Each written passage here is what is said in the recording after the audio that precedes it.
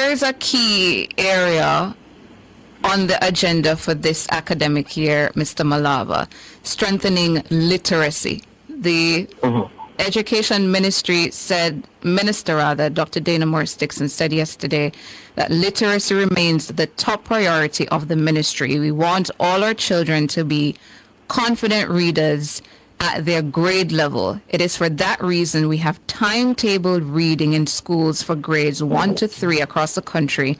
And we'll also be providing more storybooks to our schools to help increase literacy outcomes. How do you think the Jamaica Teachers Association can assist with this thrust now to ensure that all children are reading at their grade level?